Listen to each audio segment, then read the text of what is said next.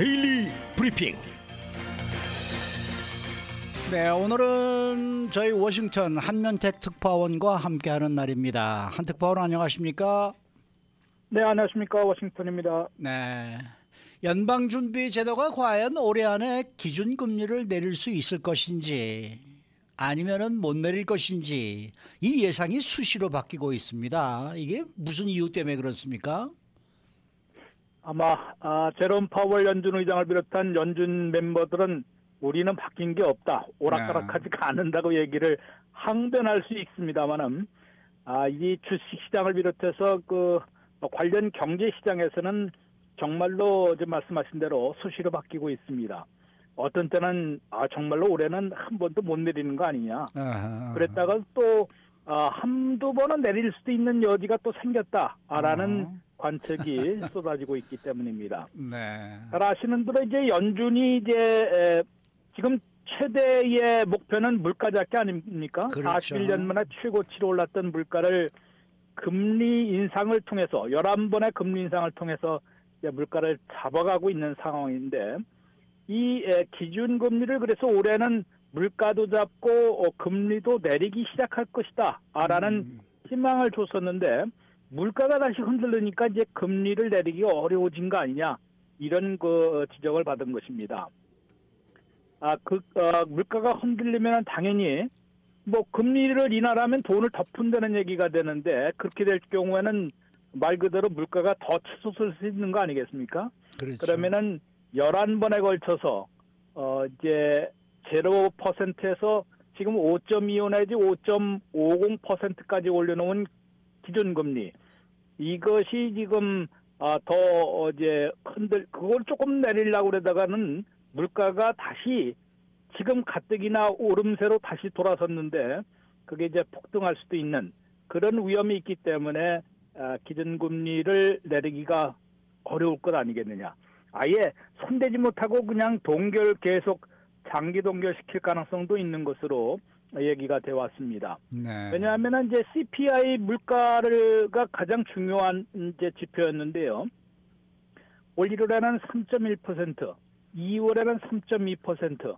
이때까지만 해도 뭐 그렇게 이제 약간씩 그 오름세에 좀 지적을 받았습니다만은 괜찮았었는데 3월에 3.5%로 급등을 했습니다. 이러다 보니까 2%를 향해서 지금 내려가도 시원찮은데 그렇게 자신하던 물가가 다시 오름세로 올라섰기 때문에 더 이상 그 올해는 금리를 내릴 수 없다라는 소리가 연준 멤버들 사이에서도 이른바 그 매파들 사이에서도 아주 공공연하게 나온 것입니다. 그래서 계속 그 금리 인하가 시작될 것이라는 시기가 계속 늦어졌거든요. 예. 6월 올 상반기는 아예 이제 물 건너간 것으로 간주가 되고 있고요.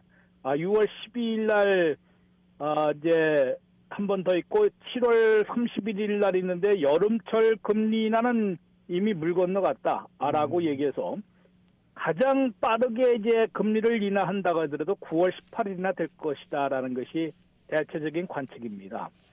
그런데 여기에 이것도 한 번 또는 두 번까지 금리를 인하할 것이다라는 그런 예측을 또 흔들리게 만드는 것이 이제 물가가 계속 오르고 있기 때문에 그렇습니다요. 지난 주말에 금요일 날 발표된 또 고용이 좀 냉각된 거 아니겠습니까? 그렇죠, 갑자기 그렇죠. 이제 전달에 비해서 17만 5천 명 증가도 사실 그 괜찮은 수준인데 그 전에 31만 5천 개 증가해서 17만 5천 개 증가로 급속 냉각이 됐기 때문에 분명히 이제 그렇게 되면 이제 금리를 또 인하할 여지가 있는 거 아니냐, 금리를 인하해야 되는 거 아니냐라는 또 그런 그 소리가 나오고 있는 것입니다. 왜냐하면 또 1분기의 경제 성장률이 1.6%에 그친 바 있었거든요. 네. 그 전분기는 3.4인데 1.6%로 급속 냉각이 됐습니다. 이 두 가지 냉각은 사실 연준이 바라던 바였지만은 그만큼 이제 물가가 흔들려서 안 되든 날아가 버리든 그런 올 한해 그 금리 인하 가능성을 다시 되살리고 있다라는 평가를 받고 있는 것입니다. 뭐 이렇게 되면은 뭐 이 오락가락하는 것처럼 보이는데 그만큼 경기 지표도 조금 금리를 인하해서는 안 되는 그런 지표가 나오는가 하면은 물가의 오름세가 그렇습니다. 그런데 금리는 인하를 해도 괜찮을 것 같다라는 것이 성장과 고용, 성장 둔화에서 고용 냉각까지 연달아 나왔기 때문에 그것을 보면 또 금리를 올 한해 인하해도 될 가능성이 있다라고 그 가능성을 되살리고 있는 것으로 해석이 되고 있습니다. 네. 네. 연준이 앞으로 어떤 결정을 내릴지는 경기 지표를 보고 판단할 텐데요. 어떤 경기 지표가 그 중에서도 중요할까요? 네, 이번 주에는 참고할 만한 지표가 나오지 않고요. 5월 15일에 우선 나옵니다. CPI. 그렇죠. 4월에 CPI가 나오거든요. 네. 이제 소비자 물가 지수인데 이제 대도시의 200개 품목의 물가를 이제 보여주는 것이기 때문에 CPI가 좀 전에 말씀드린 대로 3.1, 3.2, 3.5로 급등을 했었는데 이것이 다시 좀 진정되느냐, 이것을 좀 살펴봐야 되겠습니다. 제롬 파월 연준 의장은 분명히 4월 지표에서는 조금 진정이 될 것으로, 즉 3.5에서 좀 내려갈 것으로 기대를 하는 모습이었습니다. 왜냐하면은 CPI에서는 3분의 1이 주거비가 차지하고 있거든요. 근데 주거비인데 렌트비가 좀 많이 내리고 있다고 합니다. 근데 이게 전체 CPI에는 아직 반영이 안 됐다고 그래요. 그러면 이제 CPI에 반영이 되면은 당연히 3.5보다는 좀 진정되지 않을까. 이렇게 이제 제롬 파월 연준 의장이 공개적으로 기대하는 것으로 볼 때는 아직 물가 오름세로 악화가 된다고 보기에는 좀 어렵다. 이렇게 이제 예측을 하고 있는 것 같습니다. 그래서 5월 15일에 나올 CPI, 4월 CPI가 어떻게 되느냐가 좀 중요하고요. 5월 31일에는 또 5월 15일 같은 날에는 이제 소매 판매가 나오는데 네. 그것도 좀 중요한 지표인 게 미국 경제의 3분의 2, 성장의 3분의 2는 뭐 이제 그 소비 지출이 차지하고 있어서 이게 소매 판매, 그러니까 전체제 서비스 판매는 안 들어갑니다만은 그만큼 이제 이 소비자들이 계속 돈을 쓰고 있는지 이것이 중요한 그 지표이기 때문에 성장과 직결된 그런 지표도 눈여겨봐야 될 것 같습니다.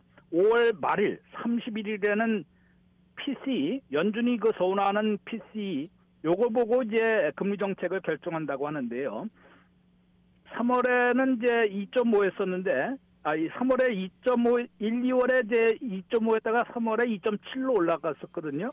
그것이 이제 얼만큼 다시 진정되느냐. 뭐 이제 CPI와 비슷하게 돌아간다고 할 수도 있지만은 PC는 말 그대로 미 전역에서 소비자들이 실제 물건이나 서비스를 하면서 지출한 돈을 갖고 이제 물가 오름세를 판단하는 것이기 때문에 연준이 더 선호하고요. 이것을 보고 금리 정책을 결정하게 될 것으로 보입니다. 그 다음에 이제 6월 7일에는 5월에 고용 지표가 나오는데 또 얼마나 더 둔화되느냐. 아니면은 또다시 또 고용 열기를 보이네. 이 열기를 보여도 지금 문제가 되고 또 너무 냉각돼도 안 되거든요. 그렇죠. 그래서 상당히 좀 어찌 보면 좀 외로운 그 줄타기를 하고 있는 것으로 보입니다. 네. 글쎄 뭐 지금 말씀하시는 걸 들어보면은 이번 여름에는 금리 인하가 없을 거고 없고 가을 그것도 늦은 가을 정도나 가야 지금 가능하지 않을까 이런 생각이 드는데 네. 이렇게 기준금리가 고금리로 오래 가게 되면은 이 부작용이 좀 커지지 않을까요? 네, 지금 벌써부터 아우성되는 그 경제 부분이 많이 있습니다. 우선 우리가 가장 피부로 느끼는 게 주택시장 아니겠습니까? 그렇죠. 주택모기지 이자율이요. 4월 18일에 이미 7%를 다시 돌파했습니다. 7.10%. 그다음에 4월 25일에 7.17%. 5월 2일, 바로 최근 게 5월 2일인데 7.22%까지 올라갔습니다. 아이고. 이것은 프레디 맥이 집계하는 전체 평균이거든요. 네. 그러니까 이거보다 더 내는 사람들도 있을 거고 덜 내는 사람들도 있겠고 뭐 이제 크레딧 스코어에 따라서 좀 다르고 뭐 그럴 텐데요. 그런데 이등간은 7% 30년 고정 모기지 이자율이 7%를 다시 올라갔다는 얘기는 그만큼 이제 내 집을 팔고 그 이제 모기지 이자율이 낮은 것을 내 집 팔고 또 새 집을 사려면은 모기지를 그 2배나 많이 내야 되는 그런 부담을 어리석은 짓을 하는 사람들이 많지 않을 수 있거든요. 네. 상당히 줄어들 수가 있습니다. 이게 때문에 이제 봄철에 주택시장이 해빙될 것이다라는 기대가 지금 이것도 거의 사라지고 있는 그런 분위기고요. 그래도 아직까지도 이제 첫집을 사는 사람들은 기존 모기지 이자율이 없기 때문에 7%라도 살 거는 사거든요. 그 다음에 3분의 1은 캐시, 올 캐시로 사는 사람들이 있기 때문에 이렇게 되면 또 수요가 공급보다 더 많기 때문에 아직도 집값은 계속 오르는 이래저래 서민들은 상당히 어려워지는 그런 상황을 계속하게 될 것이고 이게 기준금리와 직결되는 건 아닙니다만 기준금리 인하에 따라서 주택모기지 이자율도 내려갈 것으로 좀 예상을 했었거든요. 이게 정확하게는 이제 국채이자율, 10년 장기 국채이자율과 연동이 되는 것이 주택모기지인데 그렇게 되면은 기준금리가 안 내려가면은 주택모기지 이자율도 내려가질 않습니다. 그러면은 주택시장의 해빙이 상당히 늦어질 것으로 보일 수밖에 없는 것이고요. 이렇게 되면 이제 내 집 마련이나 내 집을 또 이제 팔고 사고 하는 그런 부동산 거래가 상당히 계속 얼어붙을 가능성이 높은 것으로 보이고 이게 아마 가장 피부로 와닿는 부작용이라고 할 수 있습니다. 고금리가 계속되면 그렇고요. 사업하시는 분들, 이 부자들이 해당될 수도 있지만 상업용 부동산 같은 게 융자받아서 샀던 사람들이 지금 매년 올해도 5,400억 달러가 만기가 돌아온다고 합니다. 내년에도 5,350억 달러가 만기 돌아오고 2027년까지는 2조 2천억 달러가 만기가 된다는데요. 부동산 오피스 빌딩 같은 경우는 가격이 좀 많이 떨어졌거든요. 그렇죠. 그러면은 어프레이저를 하더라도 지금 있는 융자 금액과 비슷하게 맞춰서 대융자 받기가 어려워집니다. 이자돈이 문제가 아니라요. 이자율이 올라가는 건 물론이고 이게 그렇게 될 경우에는 거의 그냥 사업으로 넘기는 수밖에 없는 손은 터는 수밖에 없는 그런 상황이고 그러면 또 지역은행들이 상당히 어려워질 수 있습니다. 이것도 상당한 심각한 문제가 될 수도 있는 것이고요. 예전에 주택시장 붕괴와 마찬가지로 상업용 부동산이 붕괴되는 그런 또 지역은행들까지 영향을 받는 그런 사태가 벌어지지 않을까. 물론 앉아서 당하지는 않을 테지만은 상당히 이제 연준으로서도 그래서 고금리를 장기화 가져가는 것도 이제 고민이 되는 것이고요. 우리 일반 서민들은 신용카드 지금 이자율이 평균 28%입니다. 맞아요. 어마어마하네요. 어마어마하죠. 지금 이게 계속되고 은행 카드 회사에서 이걸 금리가 안 내려가는데 낮춰주지는 않을 것이거든요. 그렇죠. 그러면은 엄청난 이제 가계부채, 이제 신용카드 부채가 이미 이제 1조 달러를 넘어선 지 오래됐습니다만은 계속 늘어나는 데다가 결국은 디폴트, 연체나 디폴트까지 돼서 상당히 어려워지는 서민 생활이 어려워지는 그런 상황은 부작용으로 나올 것으로 우려가 되고 있습니다. 이런 것만 보더라도 그냥 돈도 안 돌고 그렇게 하다 보면 상당히 좀 어려워질 텐데 연준이 오죽하면 금리나 대신에 지금 돈을 워낙 많이 풀렸던 것을 걷어들이는 작업을 동시 병행해 왔지 않습니까? 네. 그나마 이것을 속도를 좀 늦춰서 돈을 한꺼번에 너무 많이 끌어들이면은 돈 맥경화에 걸리거든요.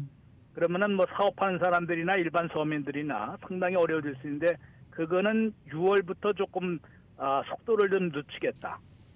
걷어들이는 속도를 늦춰서 돈 맥경화는 막아주겠다라는 그런 약속을 지난 연준회의 5월 1일 회의에서 결정을 해서 발표를 했습니다. 그럼에도 불구하고 지금 모든 게 지금 최상의 목표가 골디락스 존이라고 해서 너무 뜨겁지도 않고 너무 차갑지도 않은 그런 상태로 지금 가야 되기 때문에 상당히 연준으로서도 정책 쓰기가 매우 어려운 그런 상황이고 이것이 잘 말하면 이제 물가를 잡지 못하면은 뭐 바이든 대통령의 재선도 어려워지는 거 아니냐. 네. 그렇죠. 그다음에 그렇다고 해서 또 금리를 무리하게 또 내릴 수도 없고 상당히 이게 당연히 중앙은행은 독립돼 있다고 하지만은 이게 대선 결과에도 영향을 미칠 그렇죠. 것으로 예상이 되고 있습니다. 네. 네. 오늘 말씀 잘 들었습니다. 네, 고맙습니다. 네, 워싱턴 한면택 특파원 함께했습니다.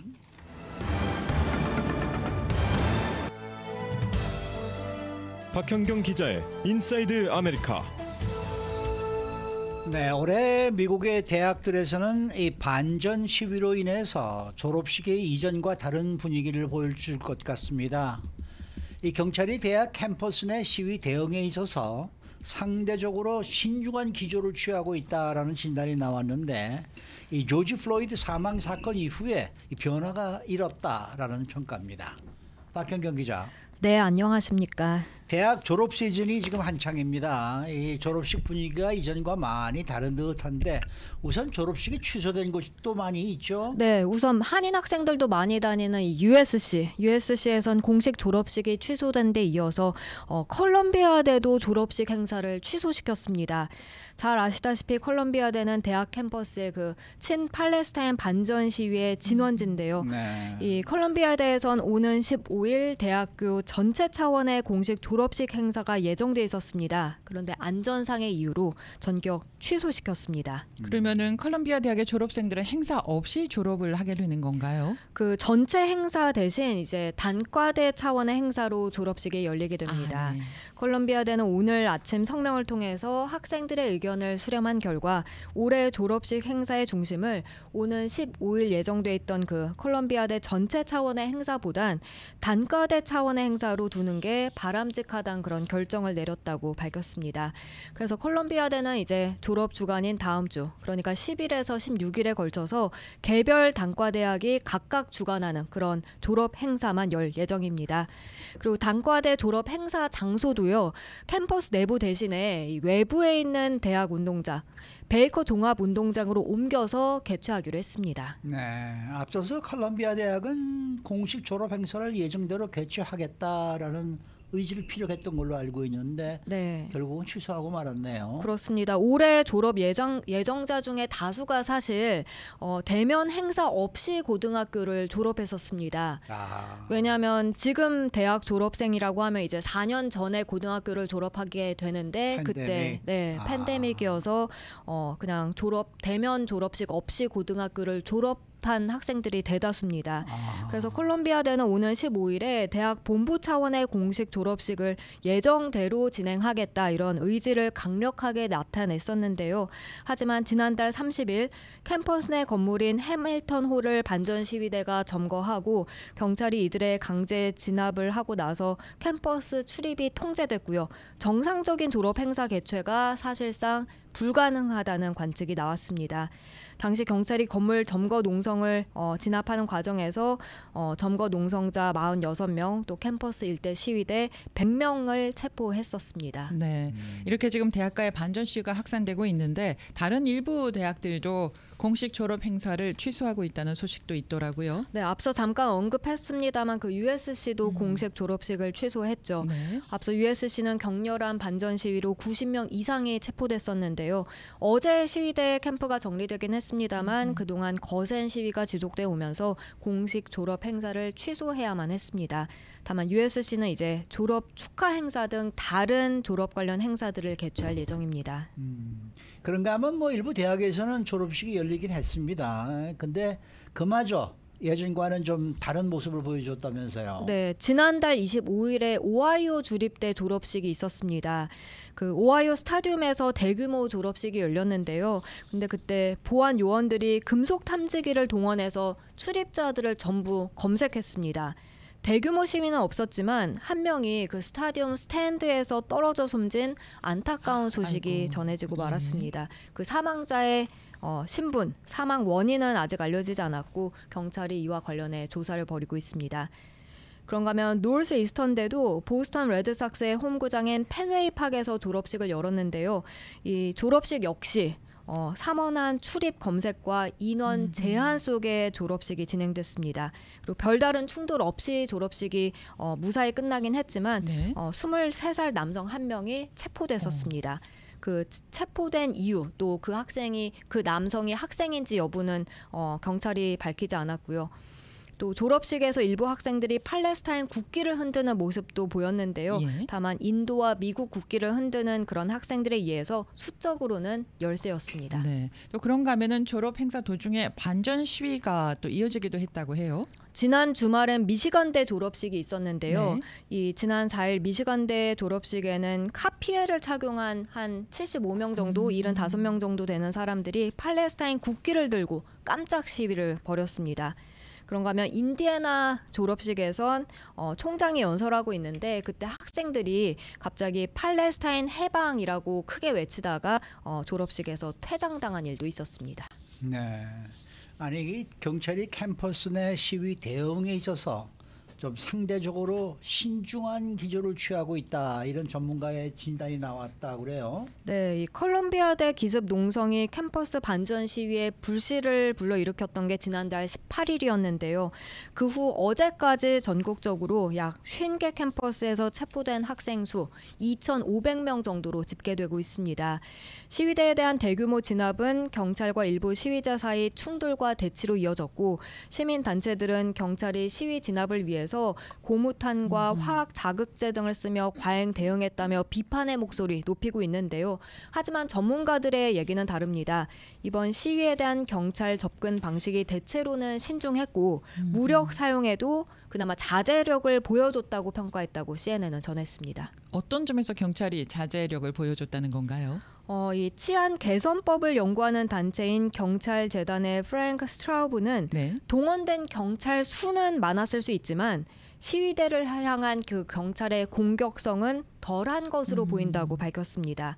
그러면서 경찰이 시위 진압 방식에서 보다 다른 감수성을 보여줬다는 그런 생각을 한다고 말했습니다.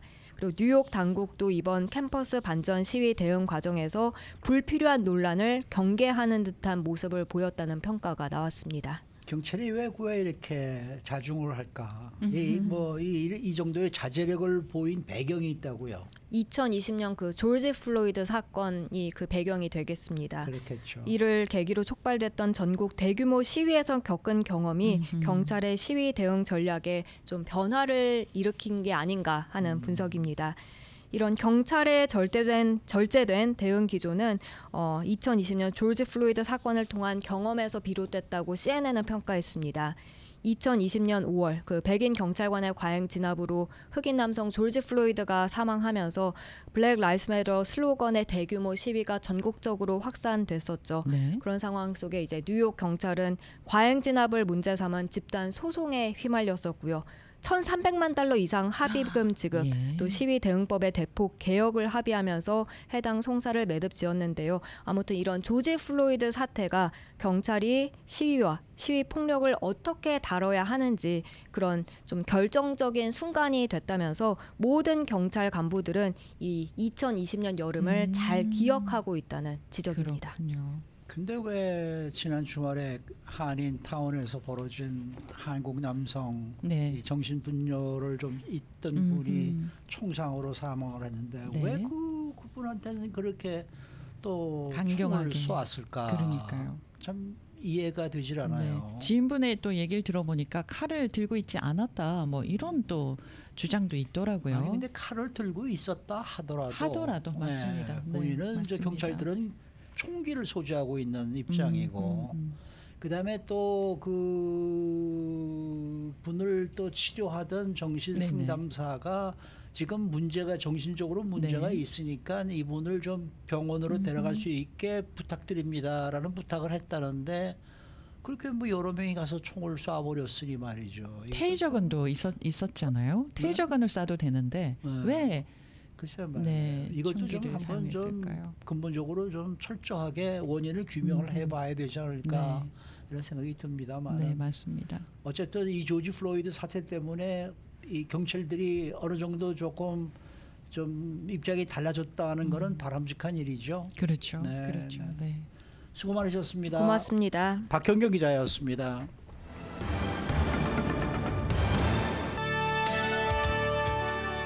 이슈 투데이. 네, 오늘은 최신 의학 정보와 실생활에 필요한 건강 정보를 쉽게 풀어서 전해드리는 그러한 시간입니다. 지금 전화에는 심장내과 전문의 조재영 박사 연결되어 있는데요. 조 박사님 안녕하십니까? 네, 안녕하십니까? 네, 뭐 심장내과 전문의이시니까 이 협심증에 대해서 잘 아실 것 같아서 제가 좀 여쭤보도록 하겠습니다. 우선 이 협심증이라는 게 무엇입니까? 네, 협심증이란 이제 그 심장에 있는 혈관이 많이 막혀서 이제 환자분들이 걸어 다니거나 층계를 올라가시거나 아니면 운동하실 때 이제 가슴이 아프거나 이제 숨쉬기가 힘든 그런 증상이 나타나는 질병인데요. 네. 네, 저희가 이제 심장에는 이제 심장에 피를 공급하는 관상동맥이라는 혈관이 있는데요. 아하. 이 관상동맥이 막히게 되면 이제 협심증이 나타나게 되어 있습니다. 그래서 요 관상동맥이라는 혈관이 보통은 한 75% 이상 막혔을 때 75% 이상 막혀 있을 때. 네네. 네. 그리고 만약에 이 관상동맥이 100% 막히게 되면 그때 이제 심근경색, 하르택이 오는 거죠. 네. 그래서 이 심근경색, 하르택이 100% 막힌 거기 때문에 그 심근경색, 하르택이 오기 전에 75% 이상 막혔을 때 이제 협심증이 나타나게 되어 있습니다. 그러니까 그러면 그 관상동맥이 막혀 있다는 거는 그 이 막혀 있다는 의미는 그 저희 뭐 우리가 보통 그 TV 광고에서 보는 혈관 속에 이 노폐물이 쌓인 거다라는 얘기 아니겠습니까?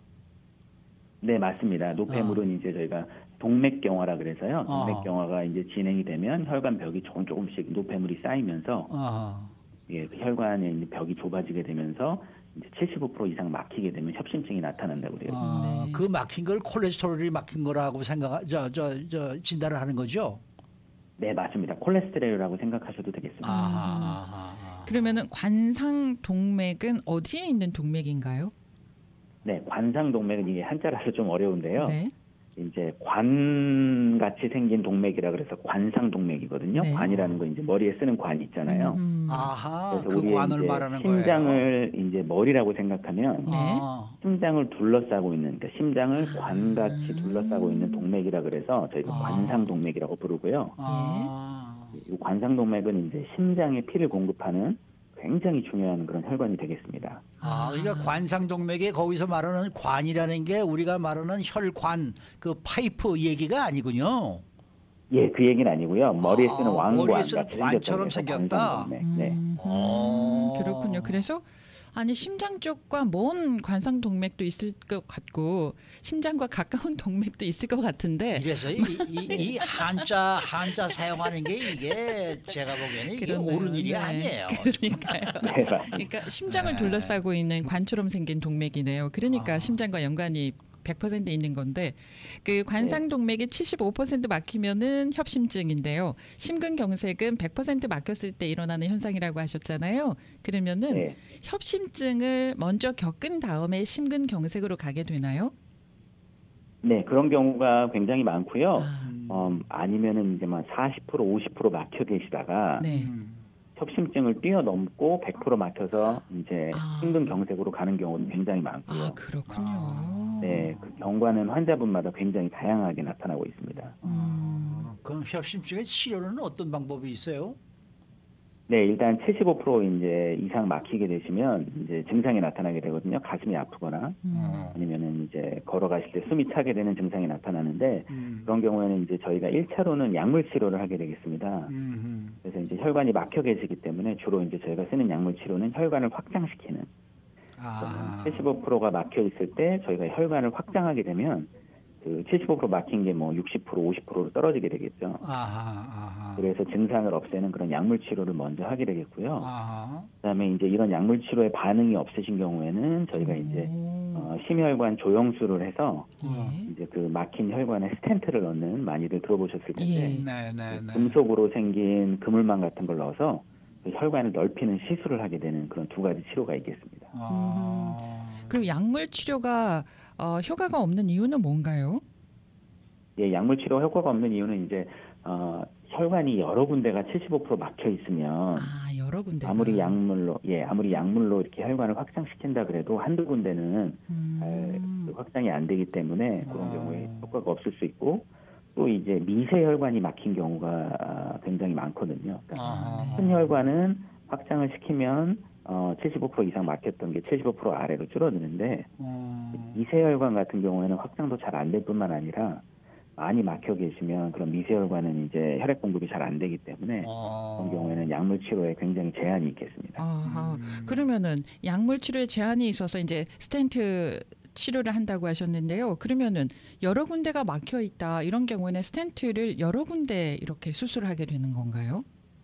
네, 여러 군데 막혀 있으면 저희가 스텐트를 굉장히 5개, 6개, 7개까지 넣을 수 있는데요. 네. 이제 이 혈관이라는 게 큰 혈관도 있고 작은 혈관도 있기 때문에 그렇겠죠. 이제 작은 혈관 같은 데는 스텐트를 넣기가 굉장히 힘들어서 그리고 작은 스텐트는 또 개발이 안 돼 있기 때문에 그런 경우에는 이제 스텐트를 큰 혈관에만 넣고 작은 혈관은 약물 치료로 이렇게 두 가지 치료 방법을 병행해서 하는 경우가 굉장히 많습니다.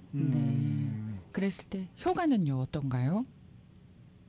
예, 그랬을 때 이제 효과는 이제 물론 치료를 안 하는 경우보다는 굉장히 좋은데요.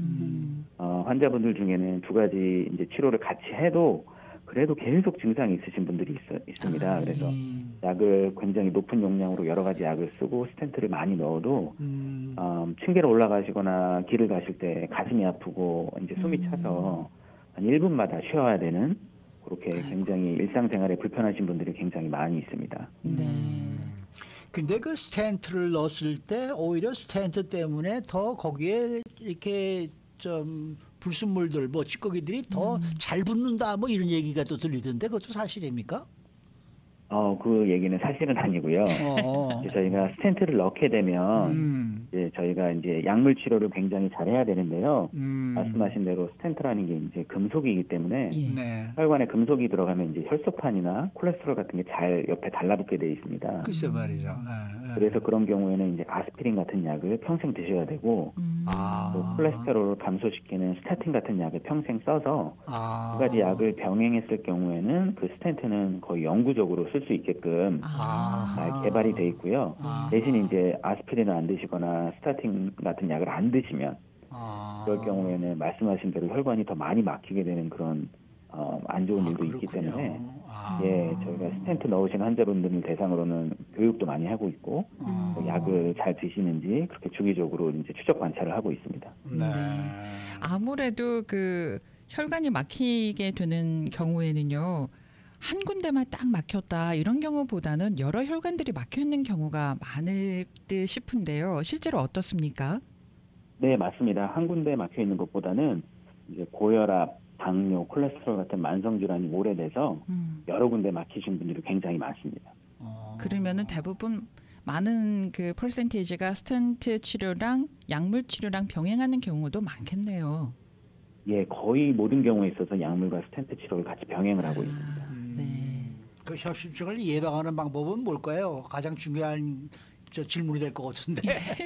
네, 이 협심증 예방하는 방법은 일단 가지고 계신 만성 질환을 컨트롤하는 게 굉장히 중요하고요. 그래서 고혈압 있으신 분들은 혈압약을 드시거나 아니면 운동을 하시고 혈압을 굉장히 잘 컨트롤을 해야 되고요. 또 당뇨가 계신 분들은 운동하시고 살 빼시고 하셔서 당뇨를 잘 컨트롤하셔야 되고 또 콜레스테롤이 많이 높으신 분들은 마찬가지로 이제 운동하시고 살 빼고 그다음에 콜레스테롤 낮추는 스타틴 같은 약을 먹어서 미리 콜레스테롤이 높아지는 걸 방지해야만 이런 협심증을 예방할 수가 있겠습니다. 혹시나요? 그 약물 치료나 스턴트 치료에도 반응하지 않는 그런 협심증도 있을까요? 네, 그러신 분들도 굉장히 많고요. 굉장히 많아요. 아까 말씀드렸다시피 이제 미세 혈관이 막힌 경우에는 이제 약물 치료와 스텐트 치료가 한계가 있기 때문에 그러신 분들 같은 경우에는 굉장히 불편해하시고요. 이제 저희 의사로서 굉장히 답답합니다. 왜냐하면 더 이상 해드릴 게 없기 때문에. 그렇다고 이제 그렇게 계속 불편하시게끔 또 이렇게 지내시게끔 놔드리는 거는 저희 의사로서 할 도리는 아니기 때문에 그런 경우에는 이제 굉장히 많은 그 새로운 치료법들이 개발이 되고 있습니다. 예, 그래서 그 중에 이제 최근에 저번 주에 이제 논문이 하나 발표된 게 있는데요. 제가 전에 말씀드렸다시피 유전자 치료를 이용해서 이런 심장에 이제 혈관을 생성시키는 그런 치료법이 되겠는데요. 이제 저희가 혈관 내피 성장 인자라 그래서 이제 우리 모든 조직에서 혈액 공급이 모자랄 경우에는 이런 혈관 내피 생성 인자를 방출을 해서 새로운 혈관을 만들게끔 되어 있거든요.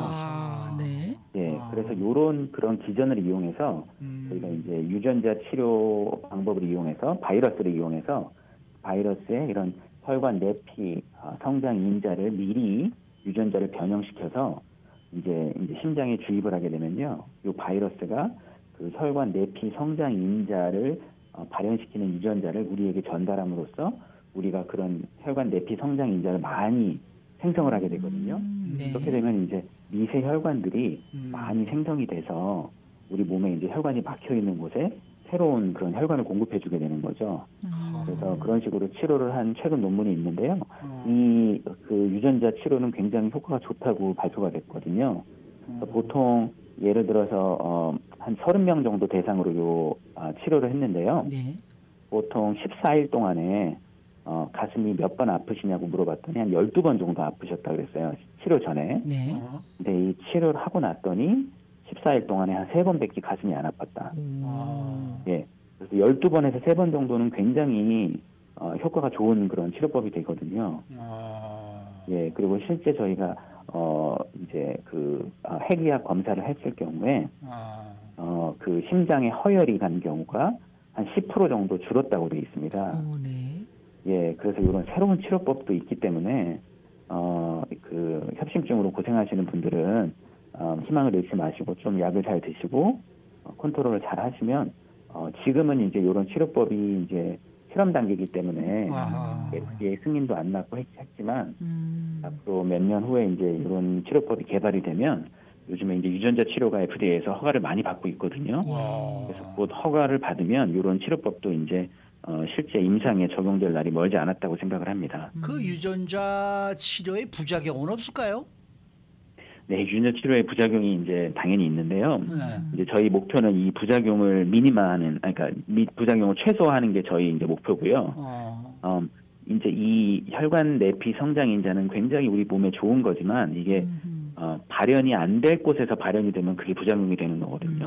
예를 들어서 우리는 지금 심장에 이제 혈액 공급이 모자르기 때문에 심장에 이런 혈관 내피 생성 인자가 많이 발현이 돼야 되는데 이게 잘못해서 이제 머리에 만약에 혈관 내피 생성 인자가 많이 발현이 된다.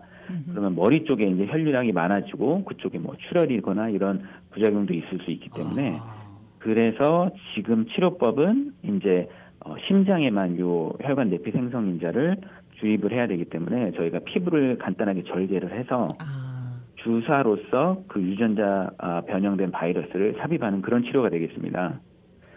제일 좋은 거는 이제 정맥 주사라면 좋겠지만 정맥 주사를 하면 온몸으로 바이러스가 퍼져서 온몸에 그 혈관 내피 성장 인자가 발현이 되기 때문에 그런 부작용을 최소화하는 국소적인 그런 치료법이 되겠죠. 네. 그러니까 지금 유전자 치료는 지금 정식으로 지금 누구든지 치료를 받을 수 있는 그런 상황은 아닌 거네요. 네, 아직까지 그런 상황은 아니고요. 개발이 되고 있는 상황입니다. 언제쯤에 이게 보편적으로 사용이 될까? 제가 뭐 직접 그 실험을 하는 연구를 개발을 하는 당사자가 아니라서 잘은 모르겠는데요. 네. 지금 이게 페이즈 2 2단계를 거쳤기 때문에 3단계를 하고 FDA 허가가 나야 되기 때문에 한번 5년, 10년, 멀게는 10년, 15년, 20년 정도가 걸리지 않을까 생각이 되는데 예, 이런 새로운 치료법이 최근 들어서 이제 유전자 치료가 굉장히 곽강을 받고 있기 때문에 예, 이런 치료법이 이제 곧 상용화 될 날이 멀지 않을 것 같습니다. 제가 근데 항상 이 협심증 얘기 들을 때마다 궁금한 게 그 스텐트를 예를 들어서 설치할 때 그 혈관에서 떨어져 나오는 부스러기 같은 것들이 또 체내를 돌다가 무슨 머리 쪽에 가서 무슨 어떤 그 좀 혈관을 또 막는다 이러면은 또 이거 중풍되고 그러지 않습니까? 네, 아주 맞습니다. 아주 좋은 질문이시고요. 네.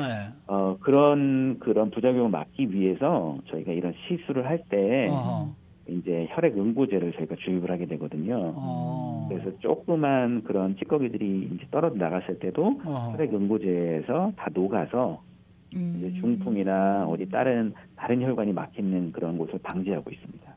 그런 게 같이 이제 이 처리가 되는군요. 네. 네네. 네, 좀 그러면 말입니다. 그 미세 혈관을 인공 혈관으로 교체할 수는 없을까요, 혹시? 좋은 질문이신데요. 네. 아직까지도 저희 인류의 의학 기술로서는 네. 그런 심장에 있는 미세 혈관을 네. 다른 혈관으로 교체하기는 굉장히 힘듭니다. 첫째는 이제 심장에 그 혈관들이 붙어 있고 이제 혈관이 얼기설기 굉장히 다양한 그 혈관 조직에 이제 분포해 있기 때문에 그런 미세 혈관들을 다 대체하는 건 굉장히 힘들고요. 네.